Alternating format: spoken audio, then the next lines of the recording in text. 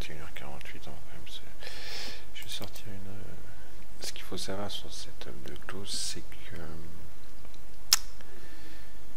l'idéal c'est d'avoir une journée, d'avoir eu une journée assez directionnelle, avec un flow soit acheteur soit vendeur très plus agressif que l'autre, mais une journée de type balancé comme celle-ci, c'est pas du tout l'idéal. Vous voyez, on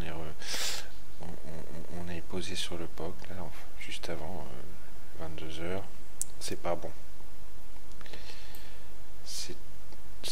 En général, on n'a pas de beau setup de close dans ce genre de configuration.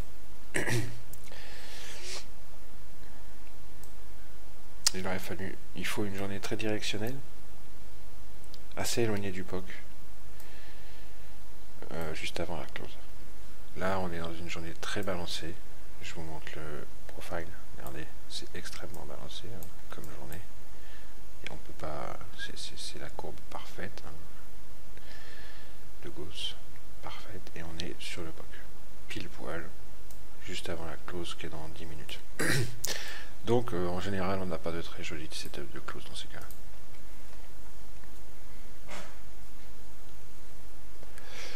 On va quand même regarder. En plus, ça bouge pas.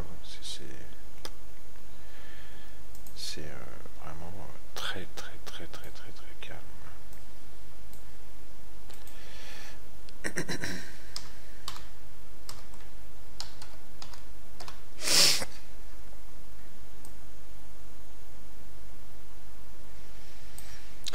voyez, on a un volume spread qui est resté collé à sa zero line toute la journée. Ici. On a des danse decline qui sont dans leur zone neutre. La zone grise, c'est la zone neutre de la danse decline. Pour le SP, le Nasdaq en dessous et le Russell ici. On est dans les zones neutres, donc il n'y a pas de... Ça renforce l'idée qu'on est dans une journée vraiment qui n'est pas du tout directionnelle. Et il n'y a pas de raison que à la close, dans une journée balancée comme ça, il n'y a aucune raison qu'à la close on voit un fort mouvement dans une direction particulière. Alors, si on s'éloigne suffisamment du POC, on peut espérer un setup de close où on va revenir vers le POC. Donc là, ça peut être intéressant. C'est pour ça qu'on va quand même surveiller.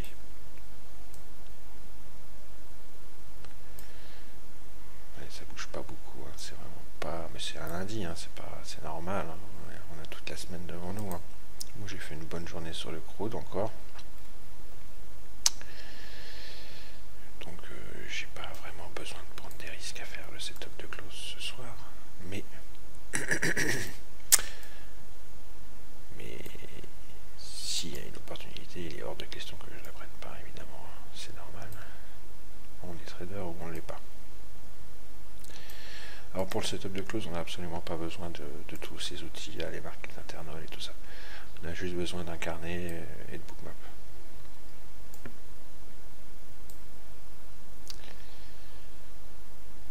Donc je vais mettre bookmap et on va attendre gentiment. Quelle heure est-il? 52.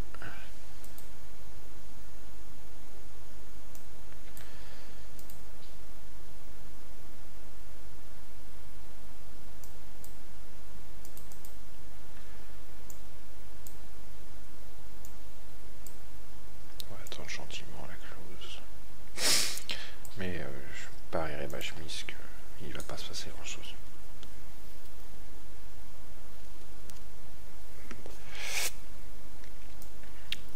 Pour mon setup, c'est la journée parfaite. Tiens, on va faire une petite revue vite fait de ce qui s'est passé. Regardez, on va mettre le graphique en chandelier ici.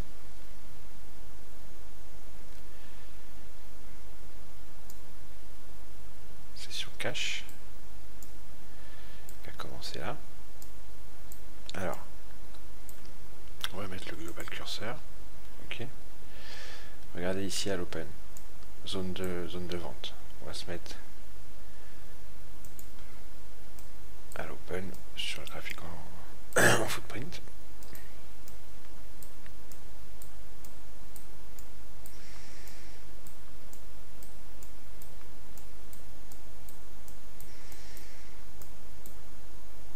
Voilà. Là on a ouvert. Et hop, quand on arrive sur ma zone de vente ici, regardez la belle imbalance short sur cette bougie là, sur cette bougie là, sur cette bougie là, sur cette bougie là. C'est tout ça, hein. C'est ici. Hop, on redescend sur VWAP. Ici on se représente sur ma zone de vente. C'est un petit peu plus tard sur le graphique en footprint. À l'open comme ça, c'est parfait. Regardez, zone de vente, imbalance short, boum, tac, on redescend vers les WAP. On redescend sur ma zone d'achat, imbalance longue, boum, on retourne sur les WAP. Ici. Boum, on revient sur ma zone d'achat, imbalance longue, paf, on retourne sur les WAP derrière, paf. On retourne de l'autre côté et on va revoir ma zone de vente ici à un ou deux ticks près. Boum. On redescend en bas de VWAP. On retourne sur ma zone de vente. Boum. Imbalance short. On redescend sur VWAP. Et là on est en train de redescendre sur ma zone d'achat. Vous voyez, dans une journée balancée comme ça, c'est mon setup, il est c'est du 100%. Ok. Bon, ceci étant dit, on va s'occuper du setup. Il est quelle heure? 21h55. Je vais faire une petite mise à jour de l'heure internet.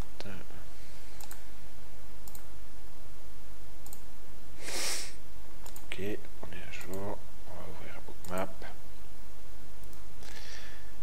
On va se mettre Bookmap. Hop.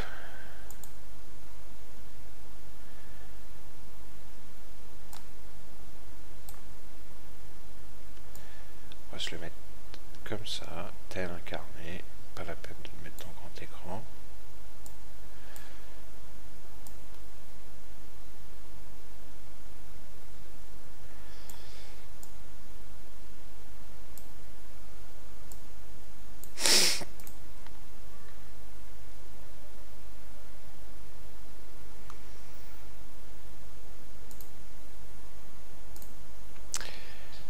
Et comme je suis sûr que ça va pas bouger énormément, on va prendre juste un contrat. Pas prendre de risque.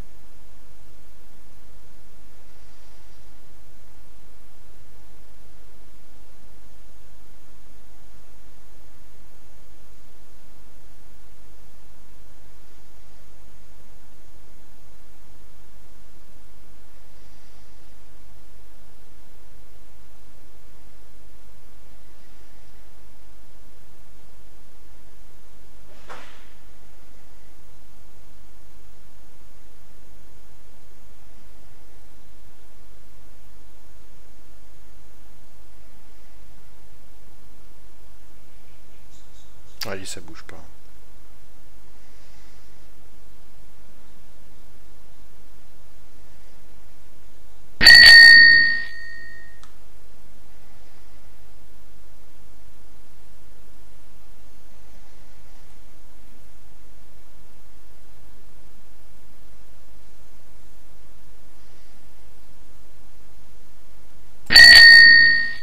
Allez, je suis sorti 62,50.